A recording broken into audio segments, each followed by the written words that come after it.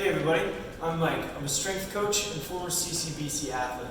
Today I want to talk to you about 5 ways that you can start stealing more bases even if you're not fast.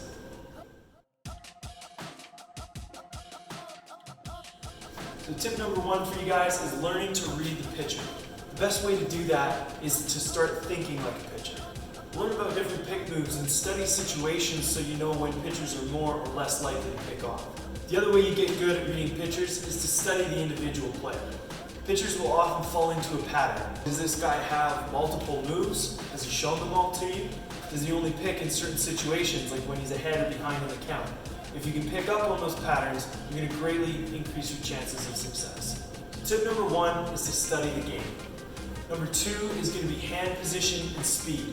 Now, so many base runners, when they get set up, let their arms dangle towards the ground. We want to be in a position where we can get to our sprint as quickly as possible. So that's going to mean holding your hands between your belt and your chest. Your elbows are going to stay at 90 degrees. Your first move is to drive your left arm forward and pull your right arm back. If you do this quickly enough, you're going to automatically start to turn towards the next base as well as get good push out of your back leg. So tip number 2 is hand position and speed.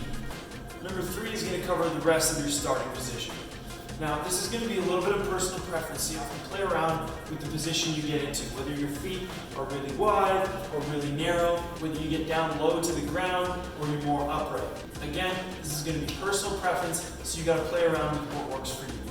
What I want you to focus on is creating tension, right? We're trying to load the spring so that when you unlock it, you're gone. We create that tension by thinking about tearing a giant paper towel with your feet. It's like you're trying to spread the floor apart. That way, as soon as I lift this foot, I'm gone. It also allows me to get back if I have to. So number 3 is creating tension in your starting position. Number 4 is going to be your first move. Like we talked about, the arms have to go quick, and that's going to initiate a push off of your back leg. Your front side should be lifting and turning to get into a position to accelerate from.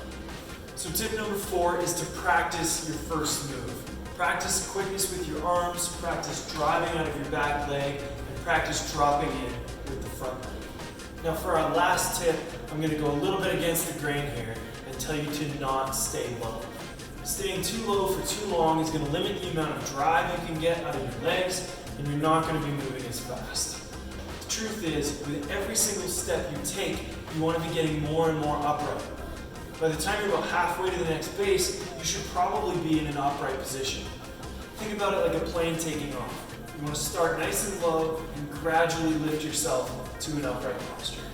So there you go, guys. That's 5 ways you can start stealing more bases, even if you're not fast. Speed is a skill, and skills can be learned. If you want to learn more about how to be a threat on the base paths, how to be faster on defense, and faster in general, I encourage you to check out my baseball speed development program. This is a 3-week course where we cover acceleration, top speed, as well as baseball-specific speed. The link's down below, so be sure to check that out.